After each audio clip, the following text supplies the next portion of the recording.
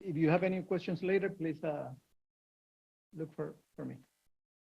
Okay, I have a question for Wayne. Looking at your geochemistry map, which kind of data do you need for having the similar product for the moon? So we can, currently we have various data models for Earth's rocks. So we have geochemistry, and then we have a lot of geochronology type things like uranium, lead, fission track thermochronology, argon, and things like that. But we can also create new models. So there may possibly be in the future a new type of data that needs to be collected on the moon, and the way that we've designed the system, we could actually incorporate that and then show it in a spatial way, if that's what's needed to be done. Okay, thank you. Oh, there is one question here. I'm very impressed by how you treat the data. I wish I had that when I had my own data. I have a question. Do you have is that online training or a tutorial to make use, for instance, of a quick map? That's one question. Is there a standard training program we could apply, for instance, in our classes in the university? And second, is it only quick and dirty map, or can you generate product that you can use in scientific publication? The output of quick map you can use in scientific publications is very precise.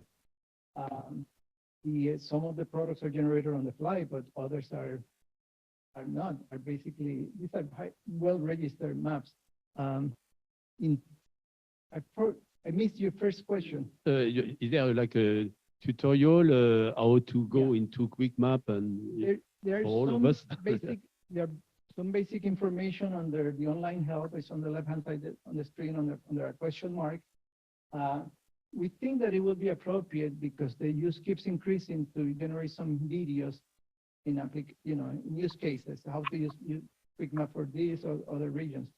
But the tutorials that are there for quick map terrain shadows are very detailed, and they give you a lot of examples, for example. So it's something that we can always improve in the tutorials. It's self-taught, or do you also organize practical sessions with? Like I remember at LPSC, sometime in the past, we had some sessions where we could have a tutor and guiding us how to use those tools. So. We like to get better. The idea is, basic idea, quick map should be as simple to use. I mean, it's almost intuitive. I like to give it to my nieces and to try things and let them see how they respond using it, because. Thank you. Any other question? Okay.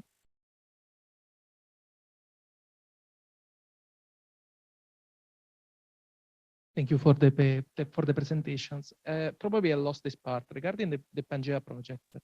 Do you intend to distribute the software component, open source or free to use after the end of development of the? Well, currently we are not allowed to share the code. The part which are already publicly available is a catalog. So both the graphic catalog and our reference spectra are open access, and they're available on data on Mendeley, for example. And we just updated actually that catalog at the beginning of the year. And second part, do you intend to make some try to compare the data from the mineralogical recognition with some satellite data, just to have some, if it's possible to actually compare this type of data? Do you have any intention to make something like that? Well, we are working on different scales. So just to be clear, we are trying to develop the tools which work really in the contact with minerals. So essentially, it's less than centimeter scale. And satellite data is definitely has to deal with other effects, as you know, solar illumination is not a problem, for example, for us or shadows, because all our tools have their own internal illuminating sources. At the same time, I can already say that some of our reference libraries, like reflectance libraries, are used for the, let's say, for the matching of, let's say, the clusters which have been found and with the real minerals. And Freya would present a poster tomorrow. She already used our reference library, for example, for this, using her own software, which is also machine learning based. Thank you. Thank you. Okay, thank you again to the speakers. Okay. Thank you, Wayne and Eduardo.